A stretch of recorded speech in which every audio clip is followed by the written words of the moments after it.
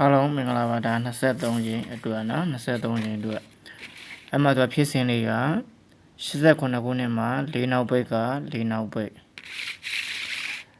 2011ခုနှစ်မှာ2နောက်ပိတ်က2နောက်ပိတ်2004ခုနှစ်မှာ9နောက်ပိတ်က9နောက်ပိတ်အဲ့လိုဖြစ်ပြီးတော့သူကစပြီးရိုက်တာကပရိတ်လေး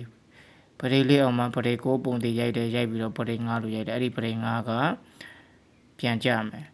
လေးခွန်လေးကိုခွန်လေးလို့ပြန်ကြတယ်သူ့ရဲ့ဘေးမှာလည်းစပြီးတော့ခွန်ပရိတ်လို့ထောက်ထားတယ်2017မှာနှစ်ပိတ်ကနှစ်ပိတ်လို့တူညီပြီးတော့3ပရိတ်ရိုက်တယ်3ပရိတ်အောင်မှာ9ပရိတ်အောင်မှာ9အဲ့ဒီ9က9ပရိတ်က393900ဆိုပြီးတော့ပြန်ကြတယ်သူ့ရဲ့ဘေးနဲ့မှာလည်းပရိတ်6လို့ထောက်ထားတယ်2024မှာ9ပိတ်က9ပိတ်ကြခဲ့တယ်ကြပြီးတော့နှစ်ပရိတ်9ပရိတ်5ပရိတ်အဲ့ဒီ5ပရိတ်ကပြန်ကြမှာဆိုရင်ကျွန်တော်တို့ကရှင်9နှစ်ကို9ရှင်းနှစ်လို့ထိုးရမယ်သူ့ရဲ့ဘေးနှစ်မှာလည်းပရိတ်5လို့ထောက်ထားတယ်ပရိတ်5လို့ထောက်ထားတဲ့အတွက်ကြောင့်ကျွန်တော်တို့ဒီရှင်9နှစ်ပြန်ကဏ္ဍ23နဲ့24ကျနှစ်ကြိမ်ပဲကျန်တော့တယ်နောက်အတွဲလေးကြတာရှိပါတယ်36တွဲ35တွဲ34တွဲ33တွဲအဲ့မှာ36တွဲကို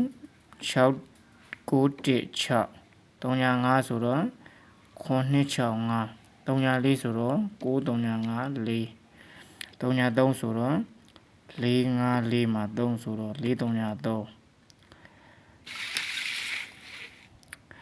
နောက်9ခုနှစ်တိုင်းမှာနောက်တွဲပြန်ကြပြီးတော့ပရိတ်နဲ့ထိတ်နဲ့ပေါင်းခြင်း3ည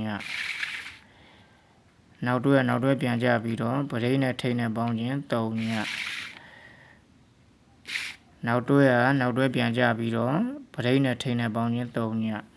အဲဒီကျွန်တော်တို့ကနောက်တွဲပြန်ကြမယ်ဆိုဒီမှာ4 5တွဲပရိတ်နဲ့ထိတ်နဲ့ပေါင်းမယ်ဆိုရင်ဒီမှာ9ပရိတ်ရှိတဲ့ကျွန်တော်တစ်ထိတ်ဝင်မှာ3ညဖြစ်မှာဆိုတော့ကျွန်တော်တို့ကဒီမှာ145ပြန်ကြကဏ္ဍအနေနဲ့5ရှင်းနဲ့3ညတွဲအနေနဲ့4 3ည3အဲ့တော့ဒါ23ချိန်မှာဒါကျွန်တော်ရွေးချယ်ထားတဲ့ကဏ္ဍတွေပါအားလုံးကောင်းကြပါစေ